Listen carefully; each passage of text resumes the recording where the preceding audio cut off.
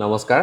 মই স্পন্দন কেওট মই উজুদীবগৰ ফাউণ্ডাৰ উজুদীবগ হৈছে অসমৰ এটা আইটি ষ্টাৰ্টআপ যাৰ জৰিয়তে আমি কম খৰচত আৰু সহজে কেনেকৈ আপোনালোকৰ ওচৰলৈ টেকন'লজি লৈ আহিব পাৰোঁ তাৰ বাবে চেষ্টা কৰি আহিছোঁ আজি মই আপোনালোকৰ লগত কথা পাতিবলৈ আহিছোঁ এটা টপিক লৈ পেলাই যোনটোৰ জৰিয়তে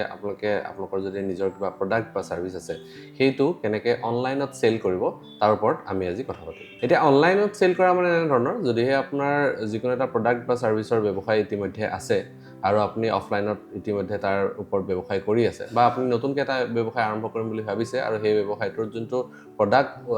উৎপাদন হ'ব বা যিটো ছাৰ্ভিচ আপুনি অফাৰ কৰিব সেইটো আপুনি অনলাইন যোগে কৰিব বিচাৰিছে মই দুটামান উদাহৰণ আপোনালোকক দিব বিচাৰোঁ যোন দুটাৰ জৰিয়তে আপোনালোকে বুজিবলৈ বেছিকৈ সুবিধা হ'ব আপোনালোকৰ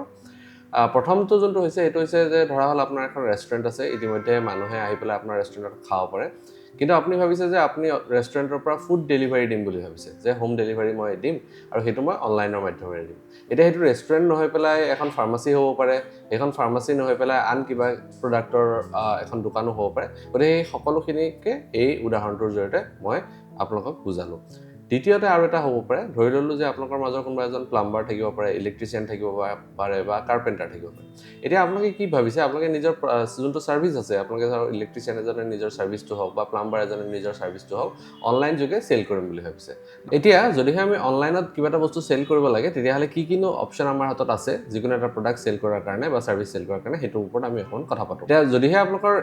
হেণ্ডিক্ৰাফ্টৰ আইটেমো ইভেন আছে তেতিয়াহ'লে সেইটোও আপোনালোকে অনলাইনত চেল কৰিব পাৰে তে এই গোটেই কামখিনি কৰাৰ কাৰণে চবতকৈ সহজ আৰু যোনটো কম সময়ত হোৱা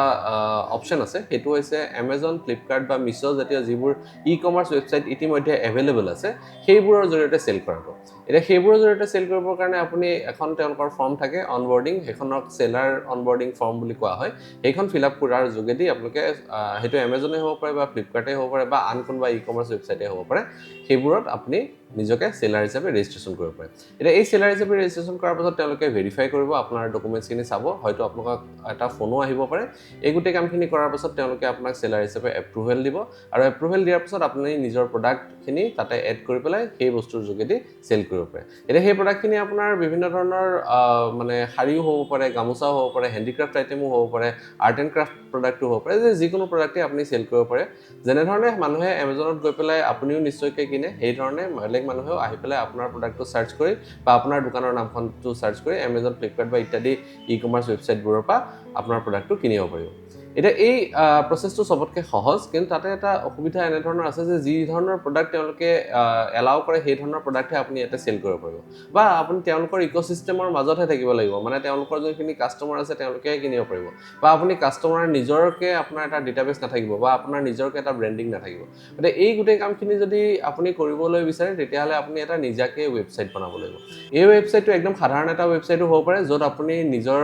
প্ৰডাক্টৰ নামখিনি প্ৰডাক্টৰ ডিটেইলছখিনি ফটোখিনি দি পেলাই থৈ দিছে য'ত হয়তো মানুহে কিনিব নোৱাৰে মাত্ৰ ডিটেইলছখিনি পায় তেওঁলোকে আপোনাক কিহৰ জৰিয়তে যোগাযোগ কৰিব আপোনাৰ ফোন নম্বৰৰ যোগেদি বা ইমেইলৰ যোগেদি আপোনাক যোগাযোগ কৰিব ফোন বা হোৱাটছএপো কৰিব পাৰে আপোনাক সেইটোৰ যোগেদি যোগাযোগ কৰি তাৰপাছত আপুনি চেল কৰিব সেইটো সম্পূৰ্ণৰূপে এটা ই-কমাৰ্চ চলিউশ্যন নহয় যদিও আপুনি প্ৰথম অৱস্থাত সেইটোৰ জৰিয়তেও ষ্টাৰ্ট বা প্ৰথম অৱস্থাত সেইটো কৰিও আপোনালোকে চাব পাৰে গতিকে সেইটো হৈ গ'ল এটা অপশ্যন 2 নম্বৰ অপশ্যন হৈছে এনেধৰণৰ যে আপোনালোকে নিজকে এটা Shopify বুলি এটা ৱেবছাইট আছে Shopifyত নিজৰ এটা একাউণ্ট খুলিব পাৰে Shopifyটো কেনেধৰণৰ হয় Shopifyৰ জৰিয়তে আপুনি এটা নিজৰ ৱেবছাইট বনাব পাৰে সেই ৱেবছাইটটো বনাই নিজৰ এটা ডমেইন থাকিব সম্পূৰ্ণ নিজৰ হ'ব খালি তাতে কি হয় তাতে ডেভেলপমেণ্টৰ যোনটো খৰচ আছে সেই খৰচটো আপোনালোকৰ বাচি যায় মানে আমাৰ নিচিনা যোনবোৰ এজেঞ্চিক আপুনি যদি ডেভেলপমেণ্ট কৰিব দিয়ে তেতিয়াহ'লে সেইটোৰ যোনটো খৰচ হয় সেই খৰচটো Shopify বা সেই ধৰণৰ যোনবোৰ ৱেবছাইট আছে উইক্স বুলিও এটা আছে সেই ধৰণৰ ৱেবছাইটৰ যোগেদি যদি আপুনি কৰিবলৈ যায় তেতিয়াহ'লে আপোনাৰ সেই খৰচটো কমি যায় তাৰ বাহিৰে আৰু এটাও আছে ই-কমাৰ্চ বুলি কয় যোনটো ৱৰ্ডপ্ৰেছৰ ওপৰত বেছ কৰি চলে সেইটো হৈছে আন এটা কম খৰচী চলিউশ্যন সেইটোৰ জৰিয়তে আপোনালোকে নিজৰ ৱেবছাইটটো বনোৱাৰ কথা ভাবিব পাৰে এতিয়া ধৰা হ'ল যে আপোনালোকক মই সহজ বা কম খৰচত যোনখিনি কৰিব পাৰি বা ইভেন বিনামূল্যকৈ আপোনালোকে যোনখিনি কৰিব পাৰে সেইখিনি মই ক'লোঁ এতিয়া যদিহে আপোনালোকে ভালকৈ কৰোঁ বুলি ভাবে তেতিয়াহ'লে আপোনালোকে কি কৰিব লাগিব আপোনালোকে কাষ্টম ডিজাইনত যাব লাগিব য'ত হাৰ্ডক'ৰ কোডিং কৰি পেলাই এটা ৱেবছাইট বনোৱা হয় বা এটা মোবাইল এপ্লিকেশ্যন বনোৱা হয় তাতে আপুনি যি ধৰণৰ ৰিকুৱাৰমেণ্টবোৰ দিব যে মই এই ধৰণৰ প্ৰডাক্ট চেল কৰিম মোৰ এই ধৰণৰ অপশ্যন আহিব লাগে তাৰ ওপৰত কমপ্লিট এটা কাষ্টমাইজ ই-কমাৰ্চ চলিউশ্যন পাব পাৰে কিন্তু তাৰ কাৰণে এক নম্বৰ কথাটো হৈছে তাৰ কাৰণে অকণমান আপোনালোকৰ মূল্যটো বেছি যাব বা আপোনালোকৰ খৰচ বেছি হ'ব এক নম্বৰ 2 নম্বৰ আপুনি আমাৰ নিচিনা আন কোনোবা আমাক বা আন কোনোবা এটা এজেঞ্চি হায়াৰ কৰিব লাগিব যোনটো এজেঞ্চিয়ে আপোনাক সেইটো কাম কৰি দিব পাৰিব কাৰণ টেকনিকেল এক্সপাৰ্টিজ নোহোৱাকৈ কোনেও আপোনাক সেই ধৰণৰ হাৰ্ডক'ৰ কোডিঙৰ টাইমত আপোনাৰ কাষ্টমাইজ এটা ৱেবছাইট হওক বা এপ্লিকেশ্যন বনাই দিব নোৱাৰে কিন্তু তাৰ এডভান্টেজ কিছুমান আছে যেনে ধৰণৰ আজি যদি আপুনি হেনেকুৱা ধৰণৰ এটা ৱেবছাইট বা এপ্লিকেশ্যন বনায় তেতিয়াহ'লে সেই ৱেবছাইটটো আপুনি ইন ফিউচাৰ গৈ পেলাই বিভিন্ন ধৰণে কাষ্টমাইজেশ্যন কৰিব পাৰিব বিভিন্ন চিটিলৈ আপুনি লৈ যোৱাত সুবিধা হ'ব বিভিন্ন ধৰণৰ এপ্লিকেশ্যন যেনেকৈ ধৰণৰ সেলাৰ এপ্লিকেশ্যন হ'ব পাৰে ডেলিভাৰী বয় এপ্লিকেশ্যন হ'ব পাৰে বা ইভেন সেলাৰৰ লগত ইণ্টিগ্ৰেশ্যন যেনেকৈ DTDC বা ব্লু ডাৰ্টৰ লগত ইণ্টিগ্ৰেশ্যন সেই সকলোবোৰ কৰাত যথেষ্ট সুবিধা হয় আৰু সকলোবোৰ কাষ্টমাইজ কৰিব পৰা যায় মানে আপোনাৰ ব্যৱসায়টোৰ ওপৰত বা আপোনাৰ মনৰ ওপৰত বেছ কৰি পেলাই আমি গোটেই ৱেবছাইটটো কাষ্টমাইজ কৰিব পাৰোঁ গতিকে মই আপোনালোকক ক'লোঁ যে কেনেধৰণে আপোনালোকে এটা কাষ্টমাইজ ৱেবছাইটো বনাব পাৰে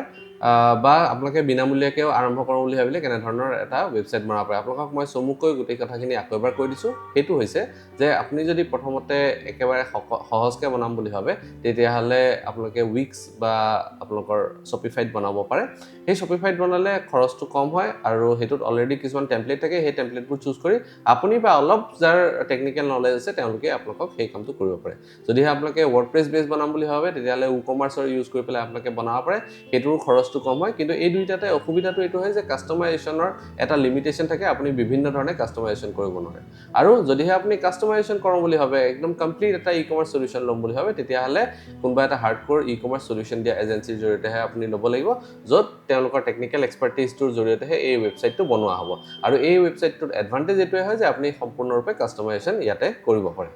আৰু যদিহে এইখিনি হ'ল আপোনালোকে নিজাকে বনোৱাৰ কাৰণে যদিহে আপোনালোকে এইখিনি নকৰি পেলাই নিজাকে অনলাইনত সেল কৰোঁ বুলি কেৱল ভাবে তেতিয়াহ'লে আপোনালোকে Amazon Flipkart বা Meeshoত ৰেজিষ্ট্ৰেচন কৰিও আপোনালোকে সেল কৰিব পাৰে যদিহে আপোনালোকক Amazon Meesho বা Flipkartৰ ৰেজিষ্ট্ৰেচনৰ কাৰণে সহায় লাগে বা আপোনালোকে বিচাৰে যে কেনেকেনো ৰেজিষ্ট্ৰেচনটো কৰিব পাৰি বা সেই সম্পৰ্কে আৰু ডিটেইলত মই কোৱাটো যদি বিচাৰে তেতিয়াহ'লে আপোনালোকে আমাৰ কমেন্ট বক্সত জনাব পাৰে আজিলৈ মই ভিডিঅ'টো ইয়াতে শেষ কৰিছোঁ যদি ভিডিঅ'টো চাই ভাল পালে বা কাৰোবাৰ সহায় হ'ব পাৰে বুলি ভাবে তেতিয়াহ'লে লাইক আৰু শ্বেয়াৰ কৰি দিব ধন্যবাদ